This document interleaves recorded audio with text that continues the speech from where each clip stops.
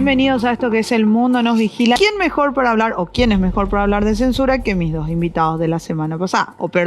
Del martes pasado, más precisamente. El señor Iru Landucci y el señor Nauset Morgade. ¿Viste? Ahora lo dije bien. Bienvenidos, chicos. No sé si ustedes me ven, pero yo les veo a ustedes y me encanta la remera de Nauset porque él dijo, voy a salir en la tele, así que lo que le voy a decir a la tele es esta. Tomá. El virus es la televisión. Vamos a arrancarlo ya así el programa. Pero como salimos en Telerán y en la tele, acá se te permite todo, Nauset. Me encanta. ¿Vos pensás que el virus es la televisión entonces? De hecho, es una realidad incuestionable, que también tenemos documentada. Bueno, me encanta porque yo estoy por eso, hago El Mundo No Vigila y lo tenemos que lastimosamente pasar a Telegram, pero le metemos a la gente a través de la pantalla porque creo también en lo que pensás. Ya no es un programa de investigación, es un programa de moda. ¿Y vos cómo estás vestido, Iru? A ver.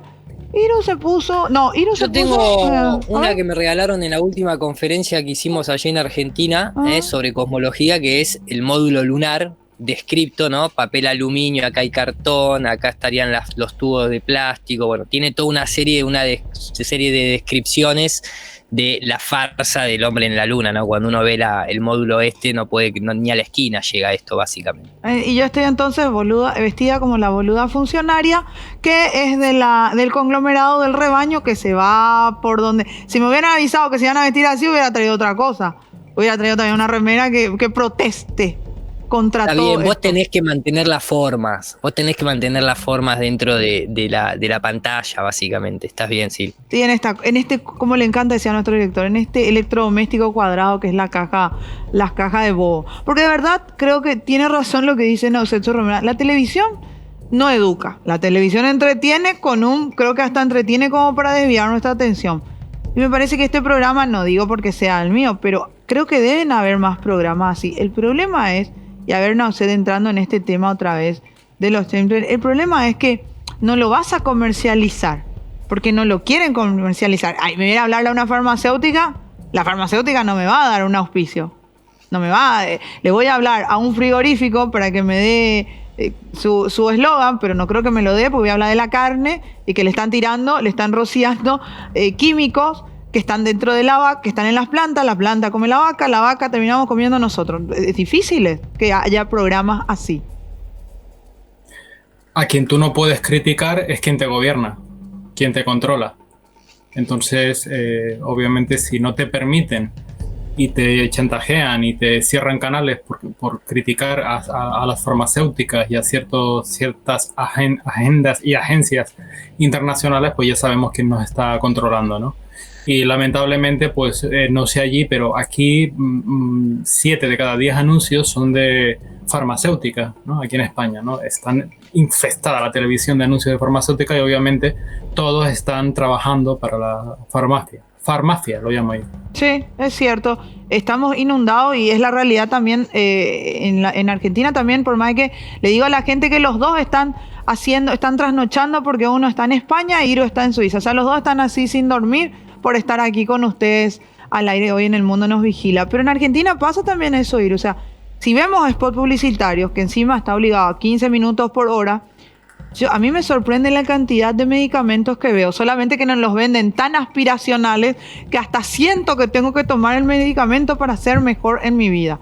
Hasta veo una publicidad de un padre que le alza a su hija y para que sea más feliz, alzándole a la hija, tiene que tomar ibuprofeno. ¿Miento? ¿O yo no soy la loca que ve eso?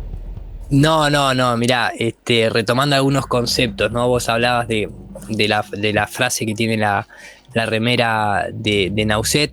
Lógicamente que entretenimiento, ¿no? Vos decías, nos entretienen para distraernos. Sí, claramente, entretiene y miento. Es entretenimiento, igual que medicamento, ¿no? Todo va a ese engaño muchas veces en la mente, sobre todo porque la industria farmacéutica tiene un gran enemigo, que es lo que ellos mismos plantearon como remisión espontánea, ¿no? Y además el efecto placebo, que funciona muchas veces igual que el propio medicamento. Entonces, ¿quién es en definitiva quien sana, ¿no?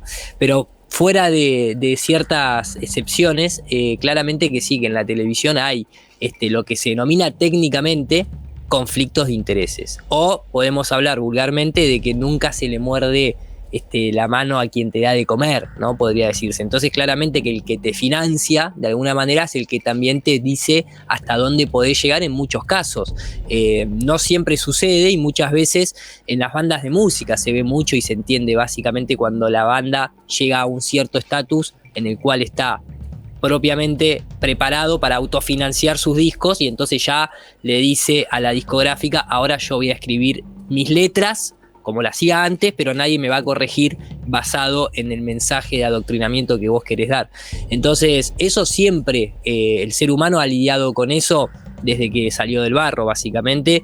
De ahí, ¿no? Toda la nobleza negra, el Vaticano, la sinarquía, básicamente, los modelos imperialistas y tantas otras formas de gobernar a través del dinero. De hecho, vos mencionabas, yo estoy acá en Suiza, y sin embargo acá por la ventana puedo ver prácticamente el banco de pagos internacionales, porque lo mismo que sucede tal vez en un ámbito privado, como puede ser un canal de televisión, sucede a nivel gubernamental, a nivel nación, a nivel país, a nivel continente y tantos otros niveles, pero siempre, por lo menos, el mejor sistema que ellos han encontrado de gobernanza es el financiero, porque es el que controlan a voluntad y el que está basado en un sistema de fe. Es un sistema totalmente fiduciario que hoy en día se sabe, pero se sabe a claras, de que ni siquiera está el propio, digamos, la propia liquidez en dinero, ¿no? Ahí en la calle, que uno puede ir y retirar del banco su dinero, porque ya totalmente es digital. Entonces, desde ahí se controla muchísimo, y el conflicto de intereses existe, creo que en todos los ámbitos. Le pregunto a Nauset, hablamos en el programa pasado del fondo, y lo dijo el Fondo Monetario Internacional, y también lo dijiste, Nauset. ¿Quién otros podría yo suponer que tiene intereses en nuestro tema, en que nos estén rociando? Porque hay, durante la cuarentena, lo que más escuchamos, parece que era nuestro Superman, hacíamos lo que decía la MOPC, ¿verdad? Perdón, estoy en otro lado. Sí, lo que tenía que ver con salud, sí. Pero hoy, por ejemplo, hay muchos planes de la ONU, hay muchos planes de la Unión Europea, y la ONU misma, en las Naciones Unidas. Y para nosotros, por ejemplo, ustedes sí tienen las Naciones Unidas y nosotros el Plan de Desarrollo de las Naciones Unidas. O sea, existen muchos grandes entes no gubernamentales, pero terminan siendo gubernamentales porque deciden sobre nuestros gobiernos. ¿Podrían ellos, y entre eso también el Fondo Monetario Internacional, ser ellos algunos de los responsables o las personas que están detrás de estas instituciones? Bueno, nosotros sabemos que las grandes guerras mundiales en realidad forman parte de todo este decorado que iba encaminado en realidad a crear una gobernanza global, ¿no? A raíz de la Segunda Guerra Mundial ya fue que se crearon las Naciones Unidas, se creó la UNESCO, se creó la OMS, o sea, todas estas agencias que iban destinadas a permitir que esta oligarquía, que esta sinarquía, gobernara todos los países a través de estas agencias que todo el mundo ha aceptado sin rechistar como agencias de muy buena fe.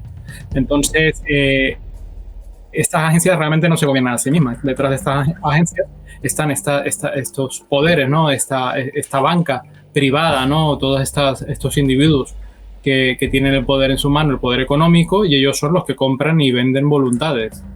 Y al final todo pues para favorecer una granja que viene muy bien redactada en un documento que se liberó en los años 60, a finales de los 60, llamado documento Iron Mountain. En ese documento ya había todo un protocolo de cómo ellos iban a manipular a la población mundial para hacerle creer que iban a venir una serie de enemigos distintos, y a raíz de esto las poblaciones, los distintos países tendrían que ser salvados mediante una gobernanza global especializada en distintas parcelas de la salud, de la economía, etcétera, etcétera. Entonces, bueno, la gente se lo creyó y es lo que estamos viviendo hoy día. Pero cuando miro quiénes le financian, no puedo creer que le financian. Está bien, puedo entender, Estados Unidos, Alemania, ok, países.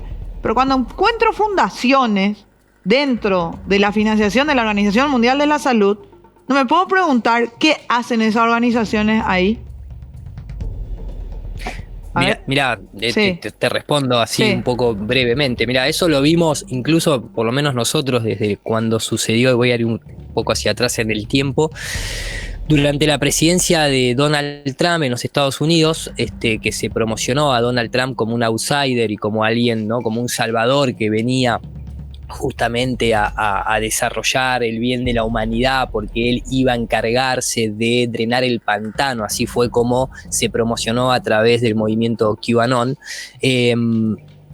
Paradójicamente Donald Trump fue quien financió básicamente la operación Speed Warp, la operación que dio la vacuna de Pfizer, de Moderna, también contribuyó con AstraZeneca, con la Fundación Gavi. O con Remdesivir, para que era todavía antes de las vacunas. El Remdesivir, exactamente, Remdesivir, que era de un conocido de él, la empresa que lo fabricaba. Estaba en o su la gobierno. Hidroxicloroquina, con la cual tenía fideicomisos. Sí. Alguien de su gobierno estaba en eso, para contarle un poco a la gente. A partir de su gabinete, personas por debajo de la primera línea estaban como accionistas de detrás de Remdesivir. Casualidad, no creo. Y de la hidroxicloroquina. Y la hidroxicloroquina, sí, ¿no? También. Entonces, pero nunca el dióxido de cloro. En fin, me fui para allá atrás, ¿por qué? Porque también en una de las estrategias que hizo, con total complicidad para mí, con Bill Gates, fue quitar, supuestamente que nunca se terminó de efectivizar, pero quitar el financiamiento de Estados Unidos a la OMS. Lo cual mucha gente que seguía a Donald Trump celebraba y festejaba y decía, ven que... Pero claro, ¿qué pasó? En el momento que él hace eso, ¿quién queda como financista número 1 de la OMS? Bill and Melinda Gates Foundation. Estaba bien, viste, la prueba, el profesor dice, estaba por decirte, sí. Gavi queda segundo o tercero. Por ahí. Y Gavi queda segundo. Estoy pasando, estoy pasando la prueba, estoy aprendiendo. Viste que no sos ignorante, en todo caso desconocés algún tema, pero vos la gnosis la tenés por dentro. Entonces, a lo que voy es, fíjate vos, ¿no? Cómo estratégicamente nuevamente se repite este patrón. ¿Por qué? Porque también en ese momento la OMS tenía que tomar ciertas determinaciones que no podían depender tal vez del veto de quien más dinero pone. Es más, en un documental realizado por una periodista francesa que se llama Who Trust, porque Who en inglés es quién, pero al mismo tiempo es la abreviación para World Health Organization. Entonces, en quién confiar, y al mismo tiempo hacía un juego de palabras con, como se dice la OMS en inglés. Ella, en un documental que hace en el 2012, donde tenía mucha implicancia con la contaminación de Fukushima y demás, la actual directora de la OMS en aquel entonces le dice abiertamente en una conferencia de prensa a la periodista, le dice, la OMS en este momento es como el Titanic, se está hundiendo porque no hay financiamiento, y quien venga acá y ponga plata, lógicamente que va a tomar las decisiones más importantes y nosotros no le vamos a poder decir que no. Eso lo dice abiertamente, que después vino, obviamente, el personaje que está detrás hoy en día como director de la OMS. Pero por eso digo que quien te financia, como decíamos al principio del programa, es quien te controla y quien toma las decisiones. Entonces lo estamos viendo hoy en día, ahora, hace apenas un par de semanas atrás, ya se oficializó la segunda fase de planificación de la OMS, que es tomar control sobre la soberanía sanitaria de los países, aprobando unánimemente, básicamente, que todos los países tienen que ceder la soberanía en términos de salud a la OMS para estar preparados para esta segunda pandemia que, cierro con esto, casualidad, se vendió siempre como el enemigo invisible. Por eso el virus es la tele, pero por suerte nosotros el virus ese lo podemos identificar, lo podemos ver y lo podemos transformar. Cuando ellos te venden un enemigo invisible, sea una falsa invasión extraterrestre, sea un virus que viaja en el aire y está en toda la superficie, sea el cambio climático, son todos dioses griegos prácticamente, pero ayornados. Son enemigos invisibles, entonces vos no sabés a dónde mirar.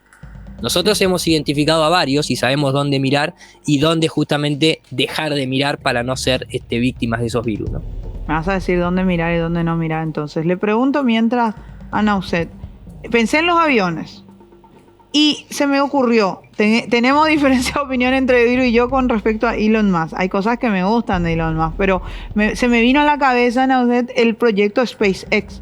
Hace poco fue un intento fallido que explotó, lo hicieron explotar adrede, porque estaba un intento fallido del SpaceX, que es lo que hablábamos en el primer programa, de llevar, que es el proyecto de Elon Musk, de llevar una población a Marte, de huir de este planeta que ya está casi carcomido En esos tipos de aviones, en el SpaceX o los mismos de la NASA, podríamos pensar que en ese momento de fusión, puede ser fusión, perdonen mi desconocimiento, voy a decir por Iru, también se puedan, esto se pueda rociar o se esté haciendo. Bueno, la NASA es muy especialista en aviación a media cota, porque obviamente nunca ha salido de ningún lado y es una gran empresa de estafa, ¿no? Básicamente el trabajo de la NASA es blanquear dinero que roba a los contribuyentes y también falsificar las estadísticas que luego toma el panel intergubernamental del cambio climático para exprimirnos los bolsillos a todos. Con lo cual, no sé, no le doy mucha importancia a lo que pueda o no pueda hacer la NASA. Y sí, bueno, son especialistas en tirar cohetes al mar y fingir que sacan satélites. Pero vamos, para mí no tienen ninguna credibilidad. Y por supuesto, la manipulación climática se puede hacer con cualquier tecnología, con cualquier tipo de aviación. O sea, podría hacerse podría hacerse con estos entonces, como les hipotéticos cohetes, donde también se pueda usar. Por ejemplo, yo podría suponer que yo voy a hablar una teoría, de que esta explosión que se hizo fue en realidad otra forma más de diseminar esto que nos están rociando, el aluminio procesado y demás. No lo sé, probablemente sea para blanquear aún más dinero, porque ellos básicamente fingen accidentes y pérdidas de cohetes para chupar más dinero, para aumentar la financiación de dinero público. Entonces es un culebrón, es una novela. Es una novela y ellos tienen un guión que nunca termina y siempre están promoviendo nuevos proyectos ridículos, absurdos, y luego hay que recordar que Elon Musk es un gran ocultista, ¿no? Y es una persona pues que obviamente forma parte de todo este circo, todo este teatro, ¿no?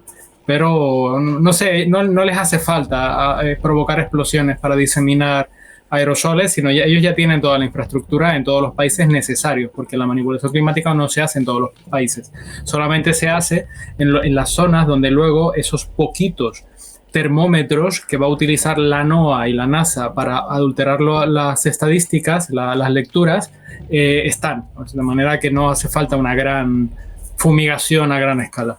¿Podría yo, por ejemplo, una persona de la ciudad y una persona del campo que esté viendo el programa dice, bueno, quiero comprobar si en la lluvia, porque es lo más próximo que podríamos tener para analizar, podría yo probar con algún tipo de reactor, se dice, no, perdón, para que reaccione el químico para saber si es, como vos decís, aluminio o otros componentes que habías dicho? Entonces yo digo, mira, un poco en lo recolecté de lluvia encuentro esto, desde el desconocimiento de vuelta, digo, para una persona que quiere saber si esto fuese cierto o no, si estas nubes que ve, que ya no son nubes en realidad, sino los rastros que dejan los aviones, traen estos componentes.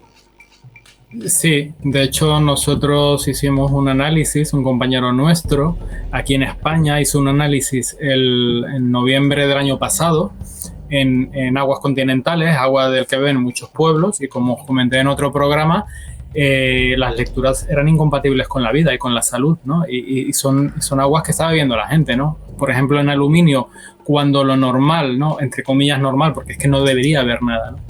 Cuando lo normal son 200 nanogramos por litro, dio una lectura de 5.590 nanogramos por litro, ¿no? Entonces, claro, luego este compañero está investigando y son poblaciones donde el índice de Alzheimer se está disparando, las enfermedades neurodegenerativas se están disparando, toda la sintomatología que eso produce se está disparando.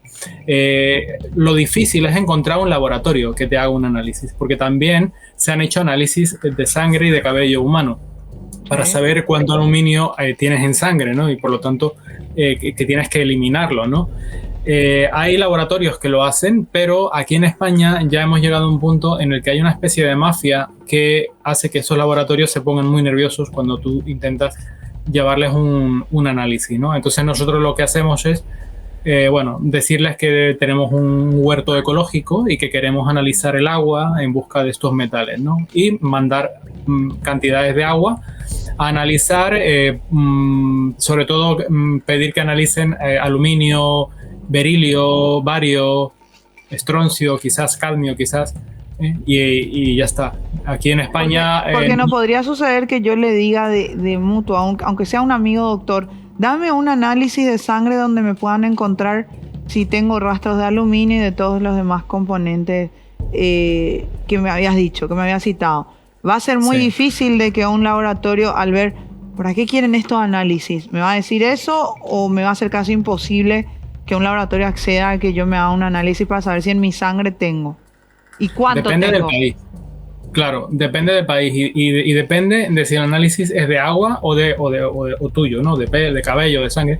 Porque, por ejemplo, aquí en España la seguridad social costeaba un análisis de metales. Todo el mundo se lo podía hacer de forma gratuita, ¿no? Pero a partir, no sé si del año 2017-18, mucha gente empezó a hacerse análisis porque se empezó a proliferar esta información de la manipulación climática y se empezó a compartir esa información porque la gente daba unos niveles demenciales de aluminio en su cuerpo y lo retiraron. Ya la seguridad social ya no costea. Ahora tienes que pagarlo a una empresa privada, ¿no? ¿Y cuánto sería más o menos el costo? Porque después te ponen costos altos para que justamente digas, no voy a hacerme un análisis general nada más, que no es que Para abarca desanimar. todo. Claro. Sí, para desalentar. Bueno, aquí en España más o menos la media está en los 20 euros por metal. No es muy caro, pero si quieres hacer un barrido de muchos metales para que tu análisis realmente saque lo que están tirando de arriba, te tienes que gastar un poco de dinero, ¿no? Pero bueno, aún hay gente que lo hace y se puede hacer. El problema es que luego hay laboratorios que te pueden falsear, ¿no? Porque hay laboratorios que como que están un poco, que les han dado el toque, ¿no? Que les han dicho, no analices más, ¿vale? Porque esto es un problema, ¿no? De hecho, este compañero nuestro que hizo ese análisis, nosotros no hemos podido mostrar el nombre del laboratorio porque él está investigando. O sea que lo hizo, el laboratorio le ayudó, pero sin que se revele qué laboratorio era. No, el laboratorio le dio el resultado del análisis y no sabe para qué se hizo el análisis. Okay. El problema es que estas aguas continentales del que beben muchos pueblos están, digamos, controladas por una empresa y esa empresa es la que debería haber detectado esos niveles de aluminio incompatibles con la salud y no lo ha hecho hasta el día de hoy. Entonces, por eso, estamos jugando con unos intereses y con unas cuestiones que bueno, los laboratorios, nosotros tardamos mucho en encontrar porque, claro, te pueden falsear la muestra, ¿no? Te pueden decir, sí, toma, estos son los resultados y resulta que no pone nada cuando el agua está súper infestada, ¿no? Es una patata caliente. A ver, y vos, aquí en Paraguay, Iru, vos que estás más cerca de nosotros, aunque ahora estás en Suiza, en Argentina, ¿cómo sería? Porque aquí yo estoy tratando de hacer memoria mientras que Nauset hablaba y me parece hasta inusual, me puedo equivocar, pero no veo en los análisis más específicos de sangre que yo hoy pueda irme y decirle, capaz me lo dan, pero no he visto mucho en análisis de sangre que me digan el nivel de aluminio que puedo tener. Me parece que más también tratarían o me mirarían de loca, hasta el doctor. El doctor creo que me miraría hasta como una loca. En Argentina, ¿cómo estaría? Ya que estamos tan cerca uno del otro. Mirá, yo esa parte la verdad que la desconozco bastante. No creo que sea muy distinto a los procesos que mencionó Nauset. También recuerdo en aquella presentación que hacían estos ingenieros agrónomos a la expresidenta Cristina Kirchner en la zona de Rosario, en Argentina, Sí. que le llevaban documentos y les hacían, ¿no? Le llevaban análisis y les hacían le hacía el comentario de la contaminación que había en sangre, pero claro, esto era porque era fumigación a baja altura y era fumigación de agroquímicos que lógicamente también el viento, el aire, el cambio de presión, el cambio de temperatura rociaba y se llevaba eso que tal vez tenía que ir en una zona puntual, terminaba contaminando zonas enteras de población civil, lógicamente. Pero ahí lo que tenemos es, por deducción, simplemente que sí, que se puede hacer un análisis. Lo que pasa que también, tal vez lo difícil sea pura y exclusivamente en sangre, aislar de otros contaminantes u otros tóxicos que podés estar teniendo por vacunación, por alimentación o por otros factores externos. Entonces tal vez lo más idóneo sería, en caso de denuncia, hacer lo que hicieron tantos alrededor del mundo, pero que mencionaba Nauset, que es tratar de obtener lo más puro posible una muestra directa en la zona donde sabés que hay una fumigación constante y que de alguna manera esas nanopartículas pueden terminar cayendo, o bien, creo que Nausel lo puede desarrollar mejor, pero en una época, creo que ahora también se sigue haciendo la expansión de nanopolímeros, que generaban como una especie de telaraña, donde la gente lo tomaba, y eso es claramente una evidencia, al menos analizable. En términos del agua, de napas o de contaminación directamente sobre cultivos, creo que es más efectivo que simplemente un análisis de sangre, en el contexto sobre todo de esto de denunciar, ¿no es cierto? Yo me estaba acordando, yo me voy acordando de las cosas y les pregunto. Tomé un vuelo, me recuerdo, de Lisboa y me estaba yendo a Múnich, no recuerdo. Y en el vuelo me tocaba el ala del avión. Y ahora que decís, Nausel, te pregunto, en algunos momentos del vuelo, porque fue durante el día, entonces podía avisar, no era un vuelo largo, por así decirlo, podía avisar yo que el propio avión estaba dejando estos rastros. En otros momentos, no. En unos momentos cuando miré, sí, admito que yo odio volar, me encanta viajar, pero soy lo más bizarro que hay. Me encanta viajar, pero si me puedo teletransportar y se inventa eso, pues ahí voy a estar yo seguramente, porque el viajar es lo que a mí me molesta. El vuelo. Él vende fantasías. Iru, yo te cuento que yo soy muy amiga, y siempre lo digo acá, soy muy amiga del amigo de Elon Musk, donde él está trabajando con Tesla juntos. Así que dentro de poco le voy a llamar y te voy a hacer una conexión con Elon Musk. Después hacemos un programa espacial sobre fantasías. Esperame nomás, le voy a tener. Esperame, Nausel y Iru, ya voy a. En el cuarto, ahí está dividido en 4. En el cuarto va a estar Elon Musk. Lo voy a traer por la ley de la atracción. Pero vi en el avión. Como era plena luz del día, había sol, se podía divisar, no había tantas nubes, vi que el avión en algún momento lo dejaba, en otros no. Lo vi 2 veces en ese vuelo, me acuerdo bien, de Lisboa a Múnich. Es normal eso, o sea, ahí es donde yo puedo decir, ¿será que aquí están rociando? No sé en qué parte estaba, no te voy a mentir, Nausel, no sé en qué parte mismo estaba, no tenía ni me fijé en la pantalla que generalmente trae el mapa, ¿verdad? Del vuelo, cómo lo estás haciendo. No sé en qué parte estaba, pero estaba sobre Europa yo. ¿Pero dónde viste el rastro? ¿Detrás del motor o en el ala? En el ala. No, yo estaba en la ventana del ala y vi en el ala. O sea, vale, pero... sí, o sea, en el ala estaba el motor, abajo. Sí. Ahí sí, debajo del motor. Yo vi ahí no que salía del ala, sino que debajo del ala está el motor. Ahí veía, del lado de mi ventana, me recuerdo que yo estaba hacia el lado izquierdo, por así decirlo, del avión. Vale, entiendo. Sí, a ver, hay patentes que aprovechan la salida de fuel dumping del avión, que suele estar en el extremo del ala, sobre todo aviones intercontinentales que llevan ese sistema, entonces aprovechan esa salida para meter por ahí la patente, pero eso no se usa porque obviamente cualquier persona desde dentro podría grabarlo y que se viera, ¿no? Sin embargo, cuando viene aditivado en el combustible, sí que vas a ver que justo unos 4 o 5 metros por detrás del motor se va a formar una turbulencia blanca, ¿no? En su día yo le pasé a algunos pilotos esta turbulencia y bueno, ellos me dicen que eso es que es muy raro, ¿no? Que ellos lo llaman suciedad, ¿no? Sí, a ver, depende de la altitud, ¿no? Y también depende de qué tipo de sistema estén utilizando, ¿no? Nosotros creemos, porque, a ver, si estuviera aditivado en el combustible, el avión empezaría a contaminar desde el momento en el que se inician los motores, ¿no? Con lo cual sería un problema de salud terrible, ¿no? Vivir cerca de un aeropuerto o trabajar en los aeropuertos. Tendríamos a la gente enferma en los aeropuertos. Sin embargo, nosotros creemos que se está haciendo de esa forma y sabemos que a alta cota, cuando llega por encima de los 30.000 pies, ya el avión, o incluso menos, ¿no? A los 20 y pocos, ya empieza a dispersar, ¿no? Es posible que esto sea así porque el avión ya venga con un sistema computerizado, programado, que el avión a partir de cierta altura empiece a quemar, ¿no? No lo sabemos exactamente cómo funciona, pero bueno, lo que yo he consultado con los pilotos, seguramente por ahí vaya. Y es normal que, si yo voy a pensar porque están las avionetas de fumigación para fumigar un campo de siembra de soja, entonces es normalizado, pero es normal que a baja altura yo no vea nada y que a alta altura yo sí vea este rasgo blanco que queda. No, claro, no es normal. Bueno, aquí en España ya no se fumiga con avionetas, ¿no? Ahora se hace todo, o sea, se ha legislado de otra forma, ¿no? En Estados Unidos todavía se fumigan, o sea, la gente del campo, todavía fumiga, sí, por ejemplo, con avioneta. Ya, pues no, aquí de todas formas no es normal y tampoco es normal ver esas estelas que perduran durante horas, que se abren y que destruyen tormentas, destruyen nubes, ¿no? Helios Colera, un gran investigador, por cierto, español, que él sí que es un gran experto, una persona, un perro viejo lo llamamos nosotros porque lleva muchos años denunciando esto, incluso cuando te acosaban y era peligroso hacerlo.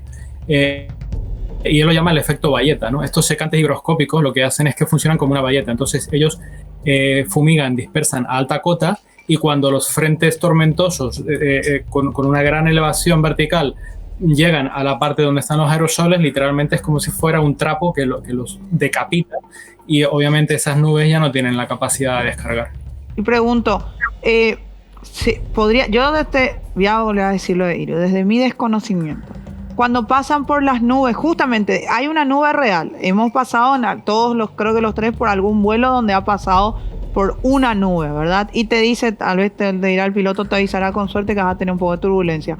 ¿Ese es un momento ideal para liberar todos estos tóxicos porque se ve camuflado o no? No, creo que no. De hecho, en los videos que pasaste el programa pasado, se veía claramente. No creo que ellos... A ver, volvemos a lo mismo para ser coherentes. No necesitan ocultarlo, porque ya está oficializado. Si esto fuese un programa de lo que se denominan programas negros, en donde todavía está en una fase de prueba, de investigación, o ¿no? De lo que serían las Black Ops, entonces sí buscarían el camuflaje. Pero ellos ya está oficializado, patentes, documentación en la ONU, pedidas de los organismos supranacionales de hay que controlar el cambio climático porque el mundo se calienta y entonces nos derretimos, y no tienen ya que preocuparse. Entonces ellos lo exparsen porque en está el momento legalizado, que consideran necesarios. Para recordarle a la gente que por ahí no vio, y le invito de vuelta a que vea el canal de Telegram, el primer programa. Entonces, para legalizar algo que es en beneficio, camuflado así, para legalizar algo que es en beneficio nuestro. Así sería, Iru. Claro, perdón, no sabía a quién estabas preguntando, sí. Totalmente. La versión oficial es que el planeta se calienta, que hay un cambio climático que puede derretir los hielos y entonces podría elevar el nivel de los mares y generar un nivel de catástrofe, ¿no?, apocalíptico. O sea, todo esto es arquetípico, es el diluvio traído a la actualidad. Cuando vos hablabas de Elon Musk, que es el arquetipo de la historia del arca de Noé, que se lleva vidas, ¿no?, para sobrevivir ese diluvio. Entonces acá te hacen el mismo cuentito. El mundo se va a inundar, igual a diluvio.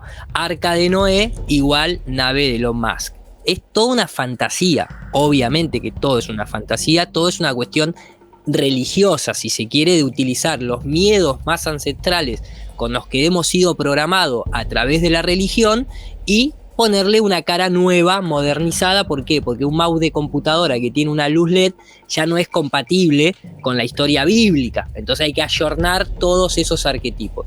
En este contexto es lo mismo. Ellos te lo dicen en la cara porque es para tu bien, básicamente. Te pregunto, Nauset, hablando un poco tomando otra vez la parte que había dicho Iru, te lo ponen en la cara, te dicen que es normal, te lo normalizan y te dicen que es a tu bien. Vos decías algo y quiero unir las dos cosas. Yo le puedo ir a decir, le golpeo la puerta a algunos vamos a decir a la Organización Mundial de la Salud, y le golpeo la puerta y le digo, pero los glaciales se siguen descongelando, el agua dulce sigue entrando en el mar, o sea, no me están dando una solución. Y lo quiero sumar con vos decís, nosotros estamos averiguando, ¿es un movimiento grande el de nosotros, ustedes ahí en España, o ya es un movimiento en Europa? Y están entre ustedes golpeando la puerta para decirle, no es así como ustedes nos están vendiendo.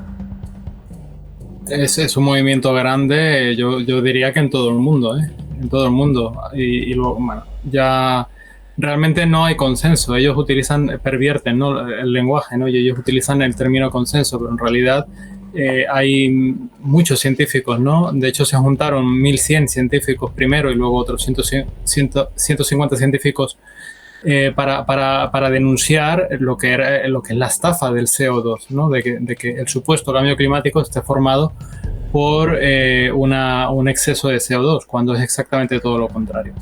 Y aquí en España estamos llegando, si no hemos llegado ya, a masa crítica.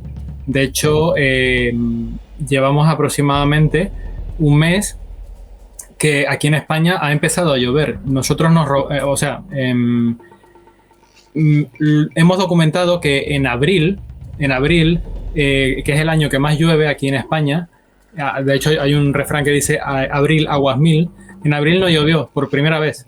No llovió, estuvieron fumigando todos los días y de hecho habían zonas de España que llevaban más de 150 días sin una sola gota de agua. Eso no es normal en España. Eso sí, los cielos completamente fumigados.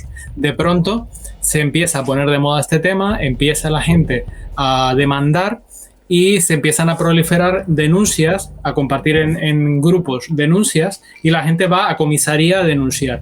En un momento se colapsan un montón de sitios porque la gente está metiendo denuncias hasta tal punto de que Fiscalía tiene que dar la orden de archivar automáticamente todas las denuncias que entren.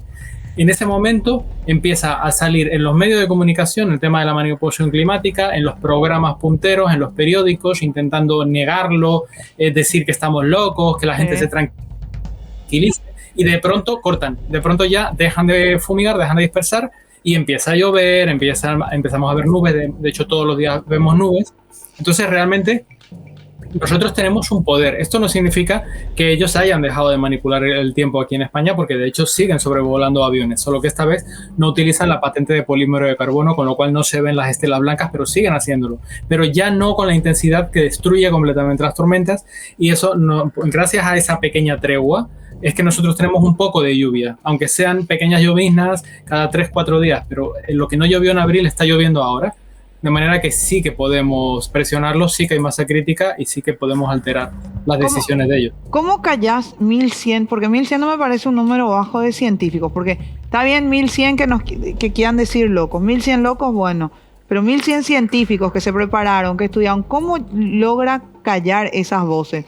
O sea, la televisión y los medios de comunicación tapan todo eso con información que contrarresta o con información que desvía.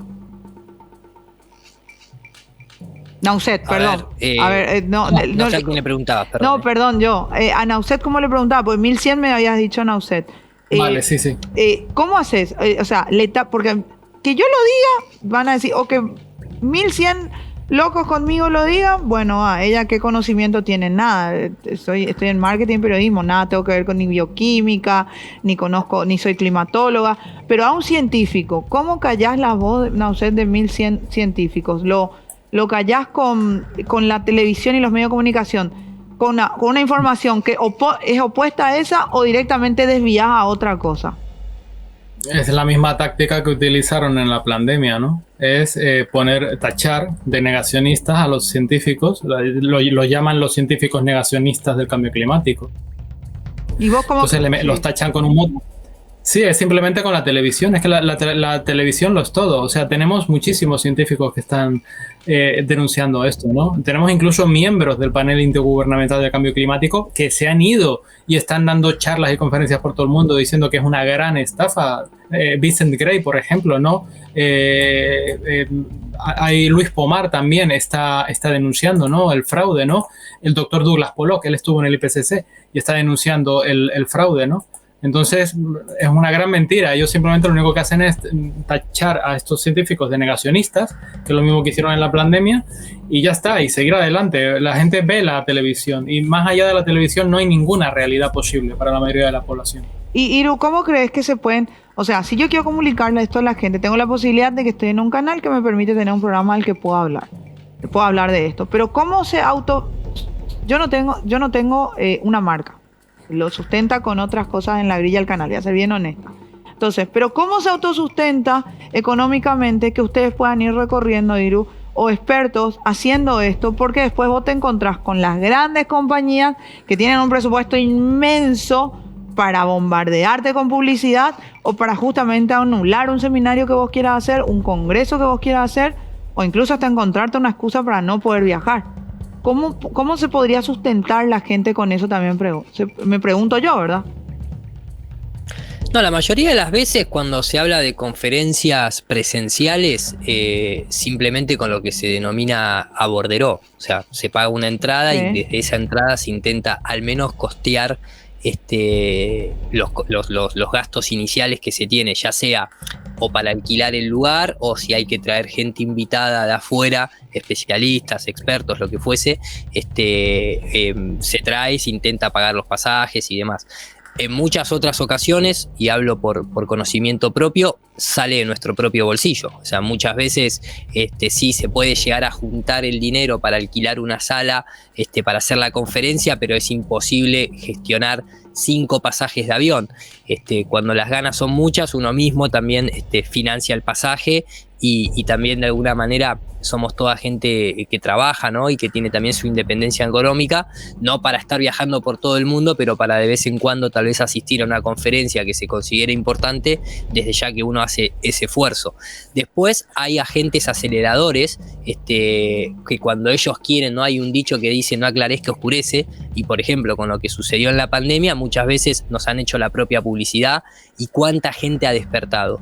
Los medios de comunicación digitales que nosotros podemos hoy en día utilizar, ya sea desde un canal de Telegram hasta una plataforma propia, también hacen de potenciador y no hace falta tal vez la conferencia física para poder transmitir el mensaje. La conferencia física muchas veces sirve para romper esta virtualidad a la que nos están sometiendo a todo, ¿no? A este metaverso en el cual todo tiene que ser teletrabajo, televida, telerelación, ¿no? Toda esta cuestión de la virtualidad en extremo, y a veces cuando hace una conferencia física tiene la posibilidad realmente de darse un abrazo, de empatizar.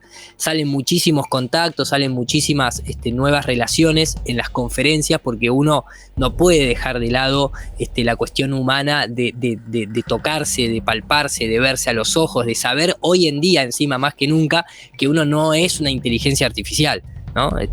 Digámoslo desde ese lado, pero tampoco es necesario en la última instancia tener que hacer una conferencia. ¿Por qué? Porque como dijo Nauset, básicamente por más que no que sean 1000, por más que sean 150.000, y de hecho eso lo ha sido, no digo el número 150.000, pero en una época fue extremadamente relevante, sobre todo la discusión no tanto de los chemtrails, sino la discusión del famoso calentamiento global que se tuvo que cambiar a cambio climático.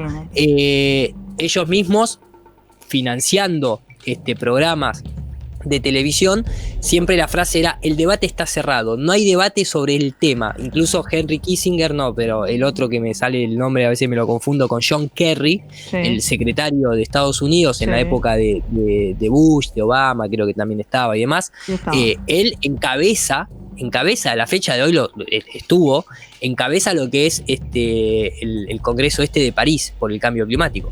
Es una de las voces, ¿no? Más autorizadas dentro de ahí. Y yo recuerdo, y lo he puesto en algunos programas, allí por el 2000, creo que fue el 2013, 2012, por ahí, salía Kerry con el ministro en aquel momento de no sé si era de Hacienda, no me acuerdo exactamente el puesto, de París. De propio Francia, ¿no? Y salían los dos diciendo: tenemos 500 días para evitar el desastre, y se ponían a dar toda una charla, y la frase era: tenemos 500 días para evitar el desastre. En el 2012 o 2013, no importa, no pasó absolutamente nada, era una venta de miedo absoluta, pero básicamente es siempre la misma. Ellos van a tener la palanca política y económica para trasladar el mensaje que quieran y tratar de anular el tuyo. Por eso, y cierro con esto, no es casualidad que desde hace ya 4 años en las reuniones del Club Bilderberg se habla tanto de la militarización de las redes sociales. Militarización para ellos, porque nosotros no tenemos balas, pero somos mucho más potentes cuando apretamos transmitir en directo, cuando mandamos un mensaje. Y fíjate que la censura creció en algoritmos en el cual ya en WhatsApp no podés publicar más de un mensaje si ellos detectan que es peligroso, te cierran las redes sociales, te anulan el comentario. No hace falta, digo, que haya 1000 o 5000 o 10.000 científicos. La guerra es informática, porque es guerra de quinta generación y hay que estar dispuesto a lucharla. Nos queda un pedacito. Sí, Nauset, decime. No, quería dejarlo para irnos, en realidad, Nauset, perdón, un pedacito para dejarlo para el final, irnos a una breve pausa, porque quiero tu opinión a esto, Nauset, y también que me digan si alguna vez fueron censurados, cosa que calculo que sí, porque imagínate, si yo que no soy nadie, me bloquearon, me mandaron sanciones al canal de YouTube del canal, no fui yo, imagínate, casi me mata el canal. ¿Qué más ustedes que están hablando de eso? Me cuentan eso y tu opinión también, Nauset, de lo que estaba comentando Iru. A la vuelta de la pausa, ya volvemos. Bueno, ya volvimos de la pausa y tenemos que volver rápido porque estamos en compañía de Nauset y de Iru. Nos quedamos con la pregunta, Nauset, sobre todo porque nos queda ya como 10 minutos. Voy a ser bien tirana, pero porque son tiranos conmigo, chicos. Entonces, ¿qué opinas, Nauset, de lo que estaba diciendo Iru para aportar? Y seguro fuiste censurado, después le voy a tirar eso también a Iru. ¿Y por quiénes, si querés contar? Yo por YouTube. Voy a empezar yo por YouTube. Nada, no, solo quería aportar que efectivamente John Kerry se compró una supermansión de 25 millones. Obama también, que iba mucho con el tema de la emergencia climática, se compró una mansión por 12 millones al lado del mar, ¿vale? La de John Kerry en la misma playa, ¿vale? La de Obama en la misma playa, ¿no? Al Gore también, el gurú del supuesto cambio climático, se compró una mansión también en la zona de la playa por 9 millones y Bill Gates, que es el que más se ha gastado con 43 millones, una mansión pegada al mar. O sea que un fraude absoluto, ¿no? De ellos mismos. Y en cuanto al tema de los canales, pues sí, yo estoy vetado en YouTube, desde hace 3 años no puedo publicar nada. De hecho, ni siquiera puedo publicar un vídeo, ¿no? Porque al principio te dejaban publicar, entonces a las pocas horas o a los pocos días te tiraban el vídeo y tal, ¿no? Pero bueno, a mí ya directamente si intento subir un vídeo... Por ejemplo, ¿qué te decían? A mí era por el tema de que usaba las palabras de la vacuna y del COVID. A mí me han dicho de todo. Me han acusado de suplantación de identidad, incluso de desnudos y pornografía, por hacer un vídeo hablando del virus o de lo que sea, o una entrevista a un abogado o una entrevista a un médico. Me lo ponen como pornografía y me tiran el virus y me cierran el canal. Es muy descarado. Y entonces empezó así, ahora ya directamente no puedo. En cuanto voy a subir un vídeo, me dice que antes de publicar va a ser revisado. O sea, ya directamente nos ponen a unos tipos que les sale una lucecita cuando publicamos, cuando queremos publicar, y no te dejan publicar. Con el vídeo todavía en subida te dicen que infringen las normas, ¿no? Y luego también en Facebook igual, al principio yo no tenía censura en Facebook, luego empezó poco a poco y al final me empezaron a bloquear 30 días por publicaciones del año 2018. Entonces cada vez que voy a entrar estoy otra vez bloqueado durante otros 30 días por algo que publiqué en 2017, en 2019, en 2018 y no termina nunca, me tienen desactivado. Me tienen flipado. ¿Está bien? ¿Lo dije bien? Flipado. ¿Viste? Y Iru, como ir para ahí cerrando, ¿a vos quién te bloqueó? Porque a vos te bloqueó YouTube también como a mí, pero vos tenés otra cuenta todavía abierta. ¿Cómo estás logrando que no te censuren de ese lado? Y después, como para ir cerrando, despedirte de la audiencia que ya te conoce, vas a venir a conducir conmigo después cuando estés por Argentina, ¿sí? En Paraguay. Mirá que lo anoto. Ya está. Sería un placer ahí compartir el piso. Mirá, a ver, echa la ley, echa la trampa, ¿no? Cuando nosotros decimos que la batalla o que esta guerra es de quinta generación y desde la información, entonces hay que aprender a transitarlo eso, ¿no es cierto? Salir a combatir en estos términos es, por ejemplo, encontrar el error, en este caso, crear una neolengua pero positiva, no vamos a salvar el mundo por ponerle la E, ¿no? Al final del género de las palabras, pero sí tal vez el hecho de, en lugar de mencionar vacuna, mencionar pinchazo, en lugar de mencionar virus, el bicho volador. Entonces, dentro de su marco legal, al menos jugar a nuestro favor. Y para eso, obviamente, uno comete errores, vas perdiendo batallas, pero no perdés la guerra. Entonces, sí, me han cerrado canales, me han eliminado videos, pero he vuelto a resurgir, lógicamente, porque uno, bueno, de alguna manera vas generando distintas estrategias. Yo en mi caso, por ejemplo, tengo un sitio que se llama NPT Media, nurparatodosmedia.tv, que es propia, está hecha por una persona, por un grupo de ingenieros informáticos de España, que son de estas temáticas y entonces nos ayudan a sobrevivir, y hace algo que podría hacer cualquier plataforma, que es avisarte, che, mirá, este video te lo van a censurar porque tiene esta normativa, así, así, así. Al menos lo borrás el video, lo modificás, pero no te ponen un strike ni te cierran la propia página.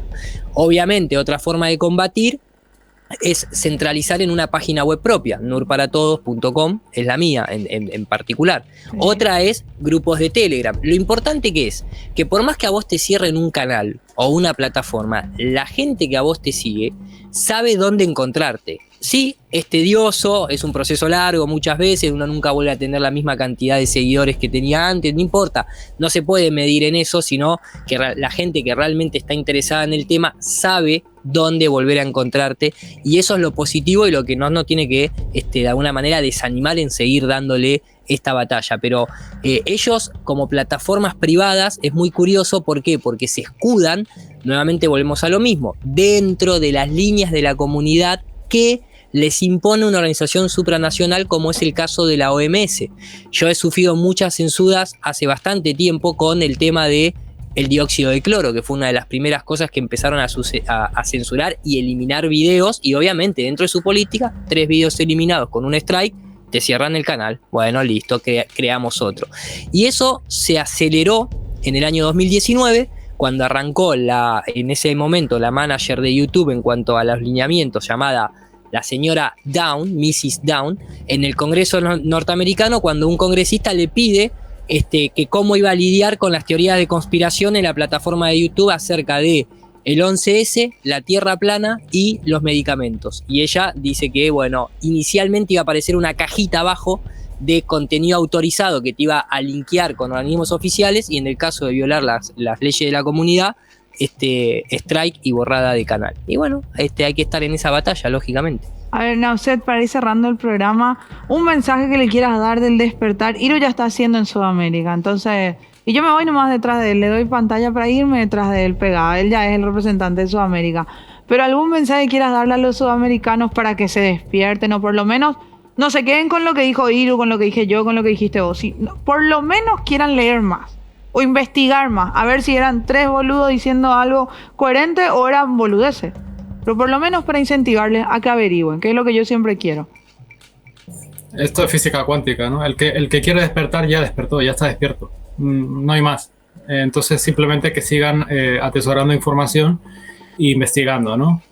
Una cosa muy importante que en otro programa no me acordé, muy importante para vuestra tropilla, para vuestra gente, es que intenten eliminar metales de su cuerpo, que utilicen productos quelantes, se dice así, que son productos que eliminan de tu cuerpo todos esos metales, ¿no?